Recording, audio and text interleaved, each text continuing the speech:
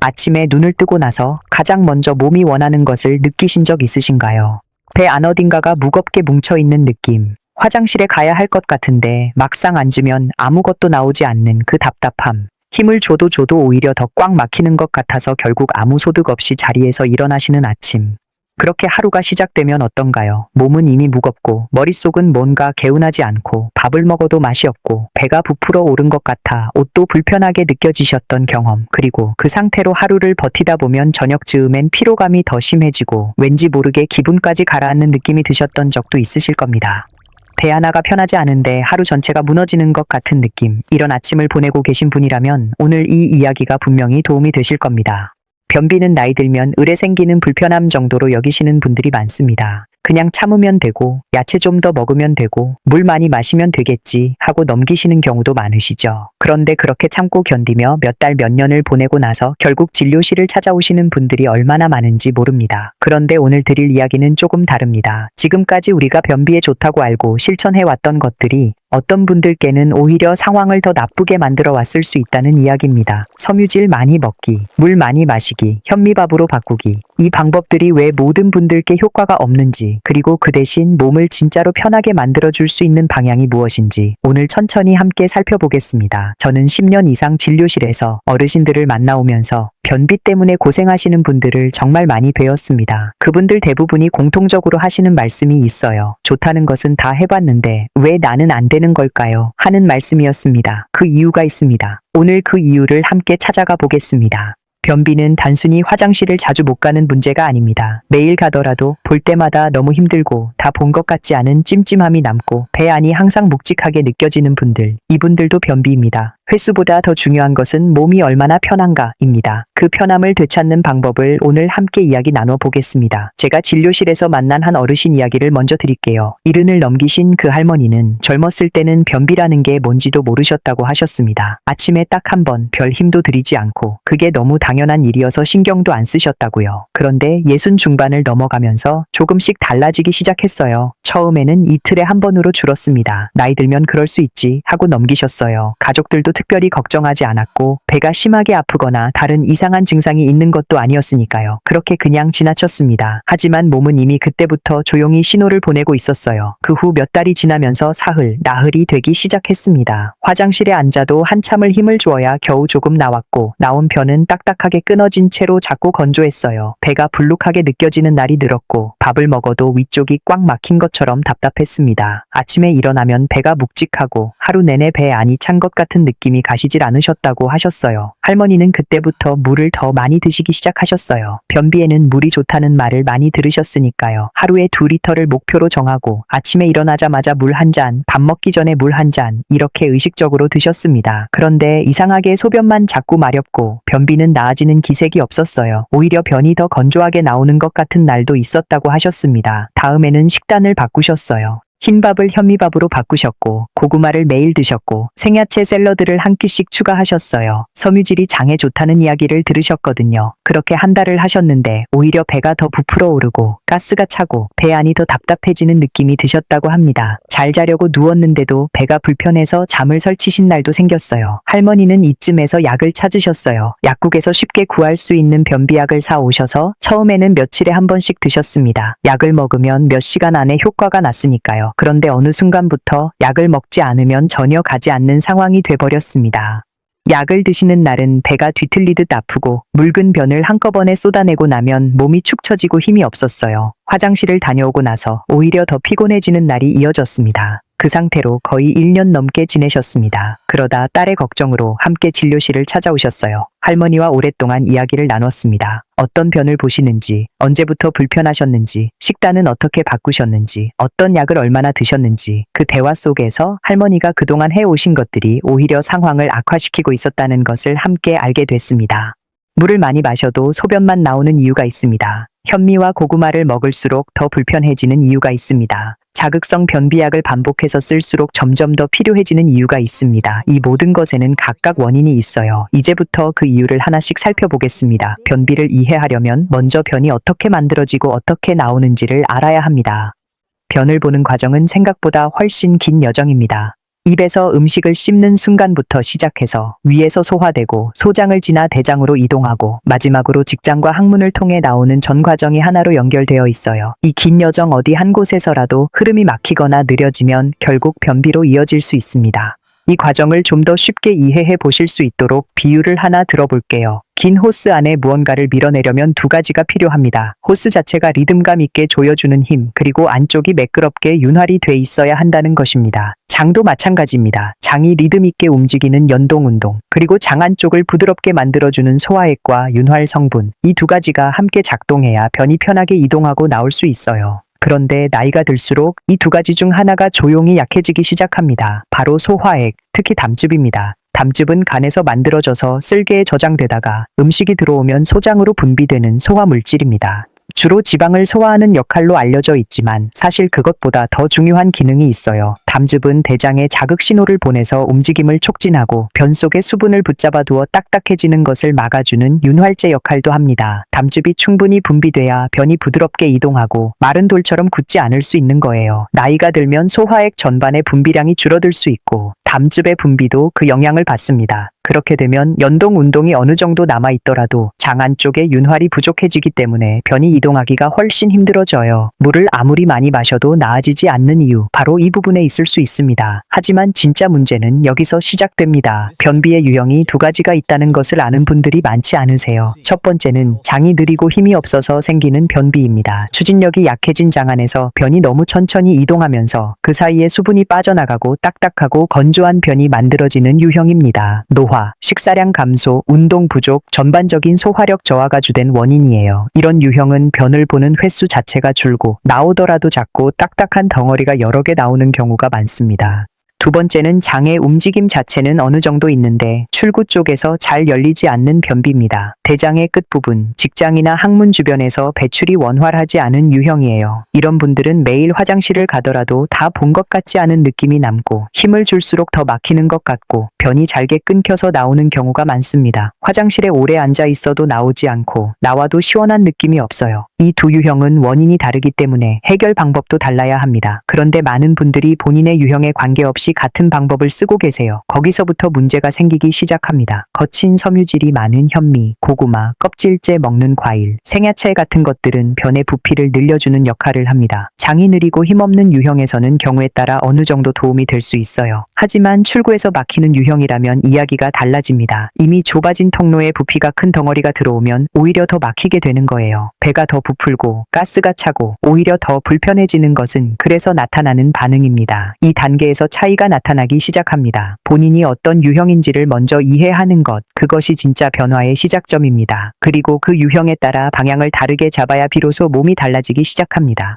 변비를 오래 방치했을 때 몸 안에서 어떤 일이 일어나는지 오늘 꼭 알아두셔야 할 내용을 말씀드릴게요. 처음에는 단순한 불편함처럼 느껴집니다. 배가 좀 무겁고 가스가 좀 차고 이틀에 한 번씩 가는 것이 불편하긴 하지만 생활에 크게 지장이 없으니까요. 그런데 그 상태가 몇 달, 몇 년으로 이어지면 장 안에서는 훨씬 깊은 변화가 일어납니다. 변이 대장 안에 너무 오래 머물면 그 안에서 가스가 계속 만들어집니다. 배가 북처럼 부풀어 오르고 압박감이 하루 종일 이어지게 돼요. 허리를 펴거나 앉아 있어도 배 안이 팽팽한 느낌이 가시질 않고 식사를 조금만 해도 바로 배가 가득 찬 것처럼 느껴지기 시작하죠. 이 불편함이 이어지다 보면 자연스럽게 식욕도 줄어들게 됩니다. 그런데 그보다 더 조용하고 심각한 문제가 있습니다. 대장은 원래 탄력 있는 근육 조직입니다. 적당히 늘어났다가 다시 조여들면서 변을 밀어내는 것이 정상이에요. 그런데 변과 가스가 오랫동안 과도하게 차 있으면 대장이 그 압력에 의해 서서히 늘어납니다. 한번 너무 늘어난 대장은 다시 탄력을 회복하기가 어렵습니다. 그렇게 되면 연동 운동 자체가 더 약해지는 악순환으로 이어져요. 변비가 변비를 부르는 구조가 만들어지는 거예요.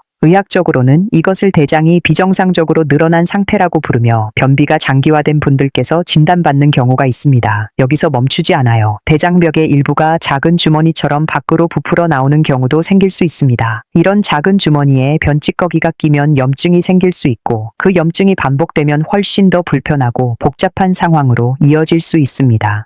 처음에는 경미한 복통으로 시작되지만 방치되면 심한 복통이나 발열로 이어질 수도 있어요. 변을 보려고 과도하게 힘을 주는 것도 문제입니다.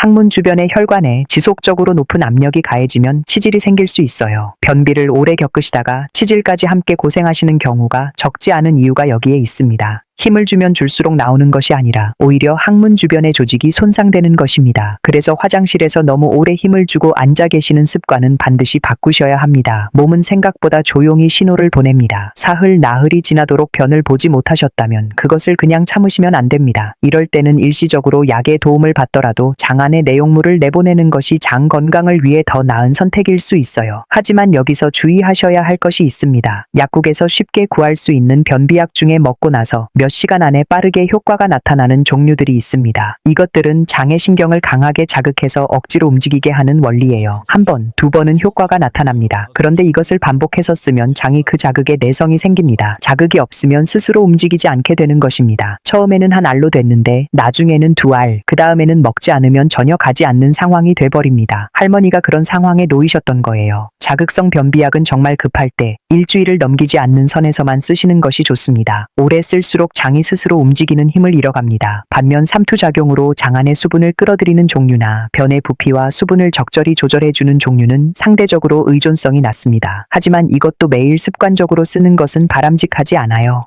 약의 도움은 일시적인 보조수단이고 근본적인 방향 전환이 함께 이루어져야 합니다. 이 단계에서 방향을 바꾸시는 것이 중요합니다. 그렇다면 지금부터 무엇을 어떻게 바꾸면 될까요? 몸을 괴롭히지 않고 장을 부드럽게 깨우는 방법들을 하나씩 말씀드리겠습니다. 식단의 방향을 먼저 바꾸는 것이 중요합니다. 느리고 힘없는 변비 유형이신 분들께는 담즙 분비를 도와주는 음식이 효과적입니다. 담즙이 잘 분비돼야 대장이 자극을 받아 움직이고 변이 부드럽게 이동할 수 있으니까요. 버터가 여기에 아주 효과적입니다. 동물성 지방은 담즙 분비를 촉진하는 가장 강력한 신호 중 하나예요. 많은 분들이 버터는 살찌고 건강에 나쁜 음식이라고 생각하시지만 적당량의 천연 버터는 오히려 소화 기능을 돕는 역할을 할 수 있어요. 유당이나 유제품에 예민하신 분들은 수분과 유당을 제거한 정제버터, 기버터를 선택하시면 됩니다. 달걀 노른자도 중요합니다. 소화 신호를 켜주는 역할을 하고 담즙 분비에도 관여합니다. 아침에 달걀 하나를 노른자째 드시는 것이 생각보다 훨씬 큰 도움이 돼요. 노른자를 빼고 흰자만 드시는 분들이 많은데 변비 관리 면에서는 노른자를 꼭 함께 드시는 것이 좋습니다. 여기에 발효 양념을 더하시면 더 좋습니다. 간장, 된장, 고추장 같은 발효식품은 소화액 분비를 자극하고 장 속에 유익한 균에도 긍정적인 영향을 줍니다. 짭짤하고 감칠맛 있는 간장은 침 분비를 촉진하고 그 신호가 이어지면서 장 안의 소화액 분비도 원활해질 수 있어요. 제가 노인성 변비로 고생하시는 어르신들께 실제로 자주 권해드리는 아침 메뉴가 있습니다. 따뜻하게 지은 흰밥에 버터 한 조각을 올리고 간장 한 스푼을 넣어 부드럽게 비벼서 드시는 거예요. 여기에 달걀 하나를 노른자째 얹어서 드시면 담즙 분비에 굉장히 효과적인 아침 식사가 됩니다. 간단하고 번거롭지 않은 구성이지만 실제로 이 식사 방식 하나만 바꾸셨는데 몇 주 만에 달라지셨다는 분들이 적지 않습니다. 흰밥이요? 현미 대신요? 하고 의아하게 느끼실 수도 있습니다. 특히 출구에서 막히는 변비 유형이신 분들께는 현미보다 흰밥이 오히려 더 나은 선택일 수 있습니다. 현미처럼 거친 불용성 섬유는 변의 부피를 늘려주지만 수분을 머금는 능력은 없어요. 물에 담가도 녹지 않고 그대로 거칠고 딱딱한 상태로 이동합니다. 직장처럼 좁아지는 통로를 통과할 때 병목 현상을 만들 수 있고 장점막에 자극이 되기도 해요. 반면 흰밥처럼 부드러운 수용성 탄수화물 또는 수용성 섬유가 풍부한 음식은 수분을 머금고 젤 형태로 부드럽게 변해서 이동합니다. 변을 촉촉하고 매끄럽게 만들어주는 것이죠. 미역국을 드실 때도 미역 건더기보다 국물 위주로 드시는 것이 더 도움이 됩니다. 사과는 껍질을 제거하고 반개 이하로 드시는 것이 좋아요. 과일을 드실 때는 껍질을 벗기고 소량씩 그리고 익혀 드시는 것이 위장의 부담을 줄이는 데 도움이 됩니다. 수분 섭취도 방향이 중요합니다. 물을 많이 마셔도 소변만 나오고 변은 달라지지 않는 이유가 있어요. 우리 몸은 혈액과 비슷한 염도를 유지하려는 성질이 있어서 맹물을 너무 많이 드시면 흡수되기보다 빠르게 배출돼 버릴 수 있습니다. 적당한 염도가 있는 물이 훨씬 잘 흡수되고 장에도 도움이 됩니다.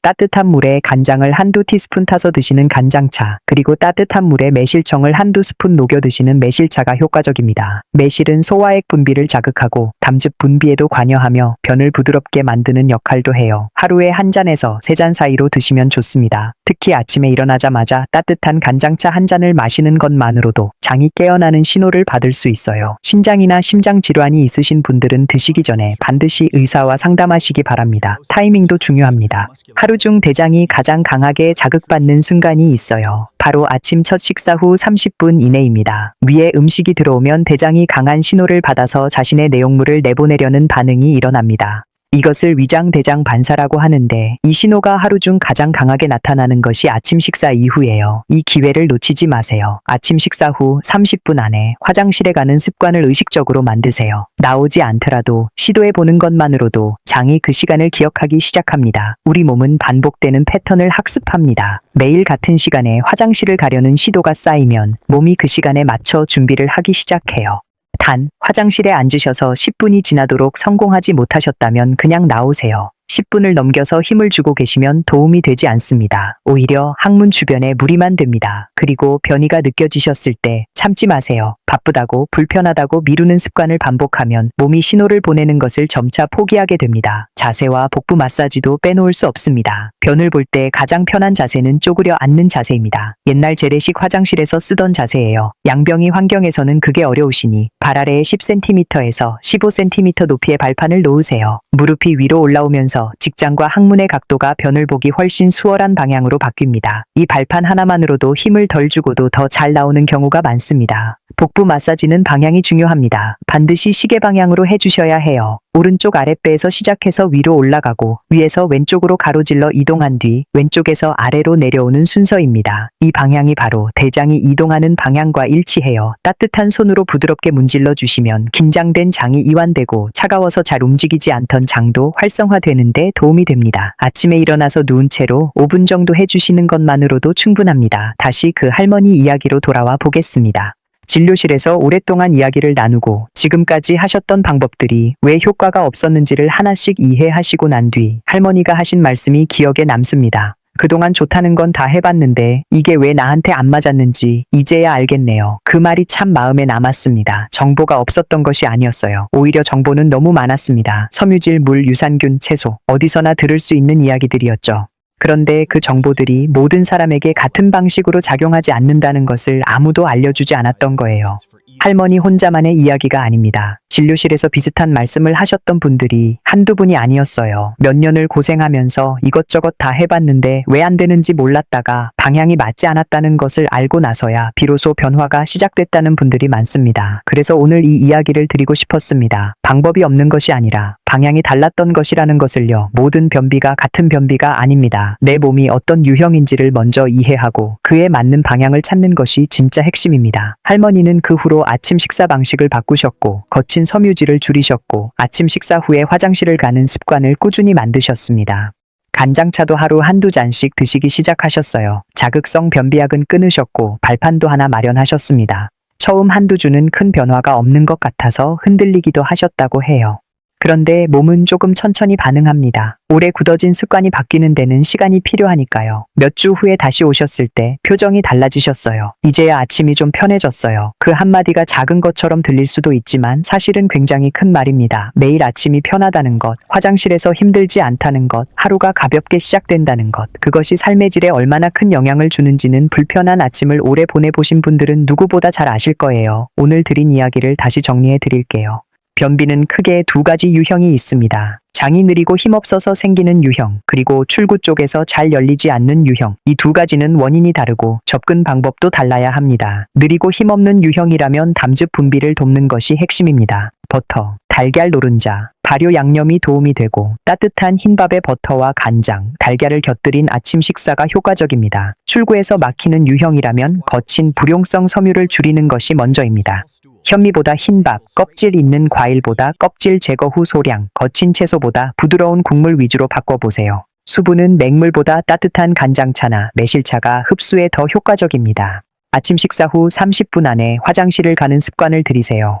화장실에서는 10분 이상 앉아 계시는 것보다 짧게 시도하는 것이 더 낫습니다. 발판을 활용해 자세를 교정해 보시고 시계 방향 복부 마사지도 꾸준히 해주세요. 자극성 변비약은 급할 때 일주일 이내로만 사용하고 반복 사용은 피하셔야 합니다. 변비는 단순히 불편한 증상이 아닙니다. 몸이 오랫동안 보내온 신호입니다. 그 신호를 너무 오래 나이 탓으로만 돌리지 마시고 오늘 말씀드린 방향으로 조금씩 바꿔보세요. 몸의 변화는 자연스러운 과정입니다. 하지만 신호를 너무 늦게 알아차리면 어려워질 수 있어요. 조금만 일찍 관심을 가지시고 조금만 방향을 바꾸셔도 몸은 스스로 균형을 찾아가기 시작합니다. 지금 이 순간부터 시작하셔도 절대 늦지 않았습니다. 주변에 비슷한 불편함을 겪고 계신 부모님이나 어르신이 계시다면 오늘 이 내용을 함께 나누어 보시는 것도 좋겠습니다. 좋다는 정보를 혼자 감당하시게 하는 것보다 내 몸에 맞는 방향을 함께 찾아드리는 것이 더 큰 도움이 될 수 있으니까요. 오늘도 건강하게 지내시길 바랍니다. 감사합니다.